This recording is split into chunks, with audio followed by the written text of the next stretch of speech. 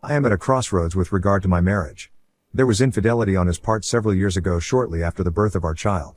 He claims there was nothing physical, just an emotional affair. I was devastated. With the work of a therapist and a focus on activities I enjoy, running, volunteering, reconnecting with friends, I was able to build my self-confidence back up. Although our relationship has never recovered to the way things were before the affair, things have been peaceful in our house. But recently I've realized that I want more from my marriage. Our child is older and not as dependent on me. I'm stable in my career. We are debt-free. I feel healthier and more in control of my life than I ever have. My libido has come back stronger than ever. I have a zest for life that I haven't had since before the affair. But my husband seems content with the way things are. He doesn't put any effort into spending time with me. There is no intimacy on his part. He does not initiate sex. TBH, he does not seem very interested in me. I have talked to him about my needs and how I'm feeling. He claims he has low testosterone but won't do anything about it. He doesn't want to go to any sort of counseling. He stated that he doesn't feel the urgency to fix anything in our marriage. At this point in our marriage, we should be enjoying our new freedom, no debt, no small children. I want to travel, go on adventures and have sex. Lots of it. He is just not interested. Is there hope? Should I keep trying to talk to him? We have weekly talks to no avail. He's just getting annoyed at this point? What have others done to successfully turn a situation like this around? Comments where Op has replied. Did husband take responsibility for his cheating? He accepted responsibility for the hurt he caused me but refused marriage counseling. He didn't think it was that big of a deal because there was no physical aspect. I chose to forgive and continue on with the marriage for several different reasons: kid, finances, fear. You are right, focusing on myself after the affair has allowed me to think about what I want and need in a relationship. This is currently not it. But I don't want to just throw in the towel without trying everything I can. Hence I'm here on Reddit seeking advice. Sounds like he never came back from the affair. Who was it with? He wouldn't tell me, so I don't know. Then all of this is very much unresolved, no accountability, and he hasn't even told you who it was. How do you know it was only emotional? I had no proof it was physical. We had a life and a young child. He apologized. Do I still have my suspicions? Yep. But at the end of the day, I can't make him tell the truth. I can only make my own decisions. And I decided to accept his story. Was it a mistake? Probably. But hindsight and all that. Later that night. Thanks everyone for your input. We had another convo tonight. Same old same, can't commit to doing the work because he doesn't know how much work it's going to entail. What about our kid? We're great co-parents. Blah, blah, blah. All sprinkled in between I do love you. I know it's time for me to stop chasing and just walk away.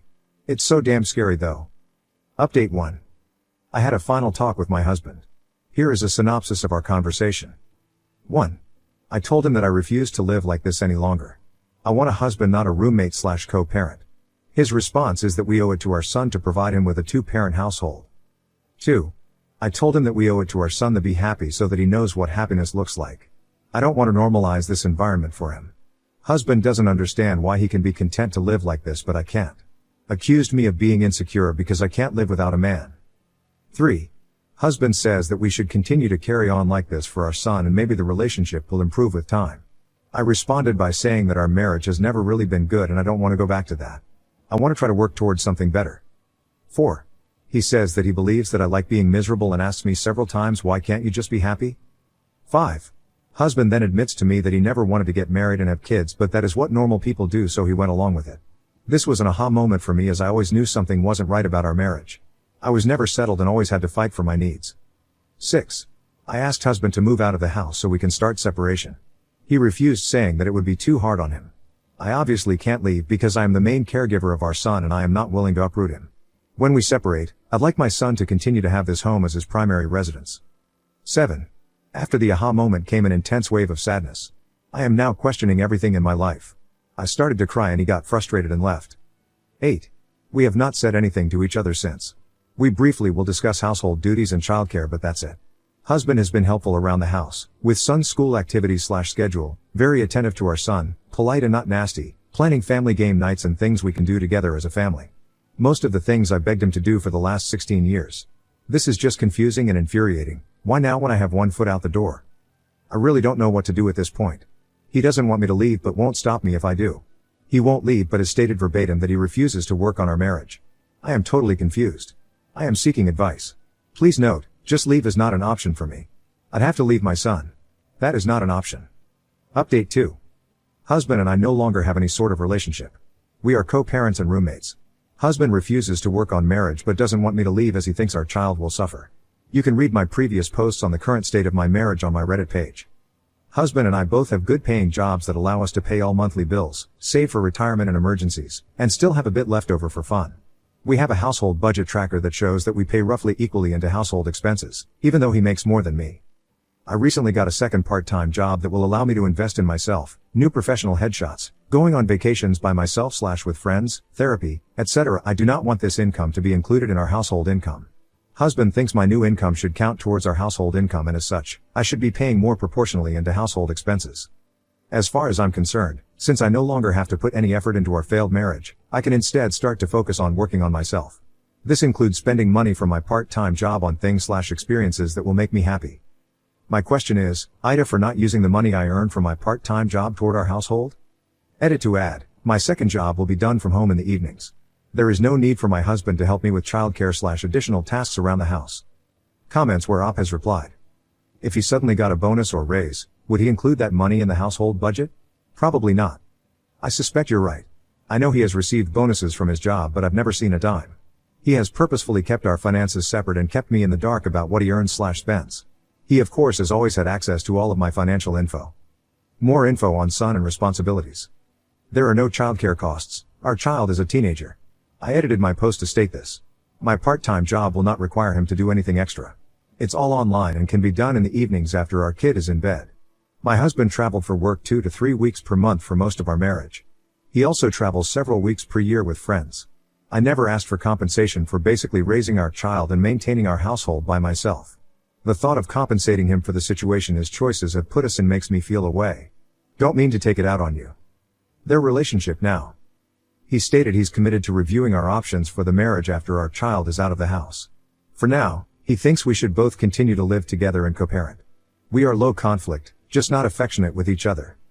I can't speak for him, but I have zero desire or energy to even think about finding someone else. After 16 years of marriage, I'm questioning everything in my life. Oop is voted NTA. I have contacted a divorce lawyer just to see what my options are. He was so helpful. We'd approach it as an uncontested divorce, splitting everything 50-50. I'm going to reach out to a few more for pricing. My heart breaks at the thought of not seeing my child every day. We have a very good relationship and I'm the person he talks to about stuff. But I do not want him to think that this is healthy for me. It's not. I'm constantly questioning my worth and what I did wrong. I've also reached out to a few therapists. As far as my income from my part-time job is concerned, I'm going to use it on me. I told him that if he gets a part-time job, he can use the money however he wants. He is not happy, but I can't concern myself with his happiness anymore. Thank you all for your honest feedback. Final update. Hi everyone. It's been a while since I've posted in this community, over a year, but wanted to give you an update since you all were kind enough to offer advice on my earlier posts. What a difference a year can make. If you've read my previous posts, you'll know that I was in a really shitty situation this time last year. My marriage had ended years ago and I was in the throes of grieving it. I contemplated suicide, but thank goodness I was able to talk myself out of it. Since then I've separated from my husband, purchased a house, got a new job, ran a marathon, met a new man and traveled quite a bit. It's been a wild and busy year. I won't get into all of the details of the adventures I've had, but if you'd like to know more, just message me. Now that I've slowed down, I'm sitting here on the eve of Thanksgiving reflecting on the year. A few of my thoughts. 1. They say marriage is hard and divorce is hard and to choose your heart. Divorce is definitely much harder and it's something I would not celebrate unless the person is in danger. 2. There are times where I wonder if I did the right thing. Not because I miss my ex, but because I was safer married. It's less scary facing the devil you know than the devil you don't know. Ultimately I know I did the right thing. One cannot live with constant disrespect from their spouse and expect to be well mentally. But I will always wonder if I could have held out a bit longer, at least until our child was in college and out of the house. 3. There really is no perfect person out there waiting for you to find them. There are a lot of imperfect people who are either doing the work or not. I constantly check in with myself to ensure I'm one of the ones doing the work. 4. Unfortunately there are more folks not doing the work. I get it, it's hard and painful. It's slow going and takes an incredible amount of strength to really look at your own issues, strength to leave relationships that do not work for you, regardless of who is at fault, and strength to be alone. 5. We always want the story to be a victim/villain scenario, but the reality is in most cases it's not.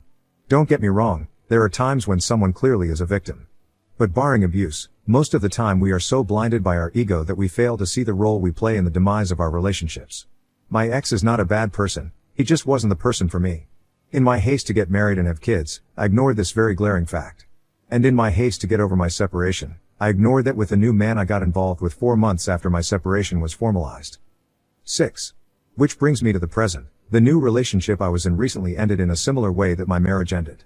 They say that the universe will keep sending you the same lesson until you learn it. More true words have not been spoken. At least I can recognize this now. And when you know better you can do better. FYI, it's not the universe, it's me. Hi, I'm the problem, it's me. I went right back to what I know. 7. And finally, the one thing I've learned to notice in my life are the constants. My health, my incredible family, the amazing girlfriends that have stood by me, and my own kick-ass attitude. I know I will always take care of me, and that is so comforting. Recently one of my BFFs confided in me that she's thinking about divorcing her husband. She explained the situation to me and then asked me what she should do. I gave her the most honest answer I've ever given anyone in my life. I don't know. I'm not her and I cannot possibly understand the situation she's in. But I did promise her that whatever decision she made would be the right one for her and that I would support her 110%. For anyone that's contemplating a major life change, please know that you really do know what is best for you. Please trust yourself to make the decisions you need to make, knowing that you will be there to take care of yourself. I wish you all the adventures, self-love and friendship that your heart can handle. Happy holidays and thanks. Now on to the next story. Story 2. Boyfriend and I had planned an expensive vacation to celebrate our anniversary, but he dumped me for not getting his humor. Me, 19F, with my, 22M, boyfriend. He just dropped a bomb on me and I'm struggling to cope.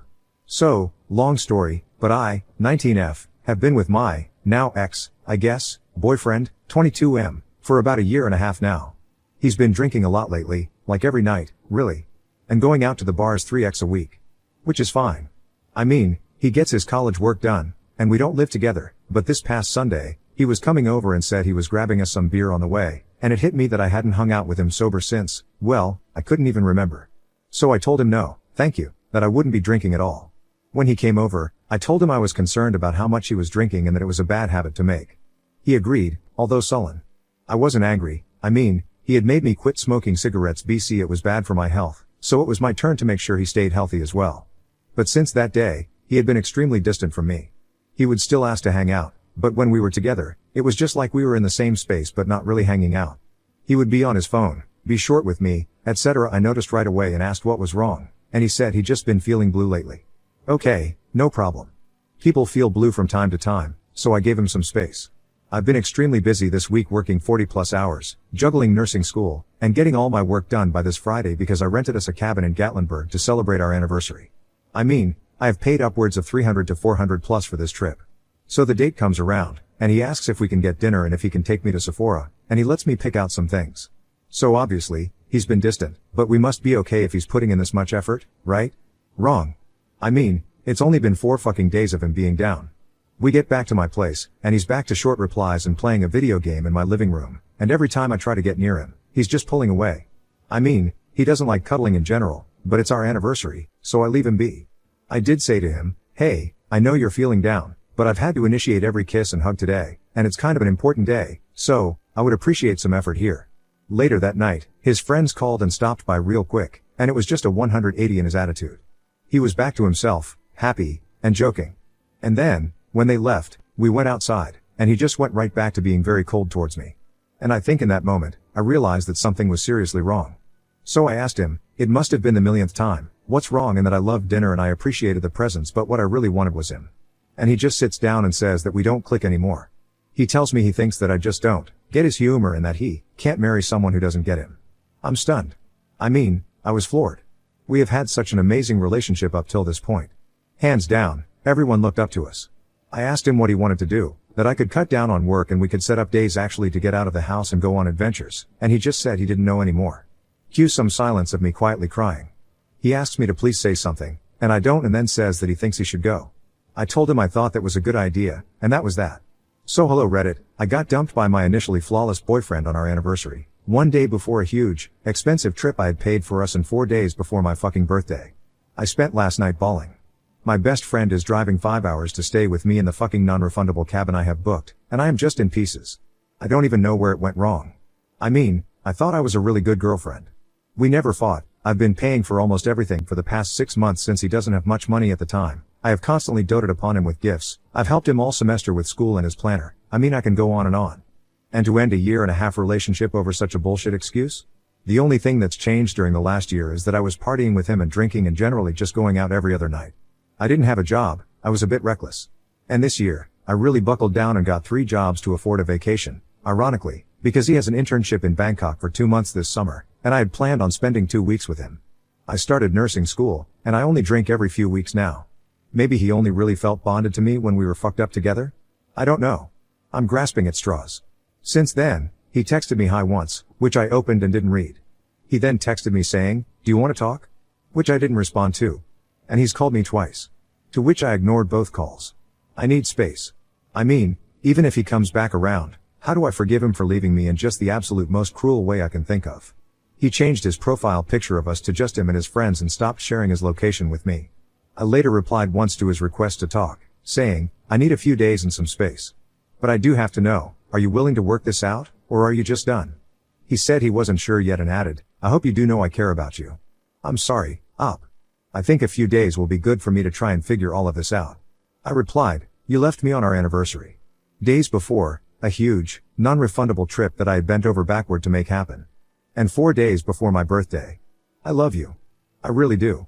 But I'll come to you when I'm ready to talk." His last message read, "I thought you wanted me to go last night. I didn't want to have that conversation with you last night. I'm so sorry, Op. I love you too.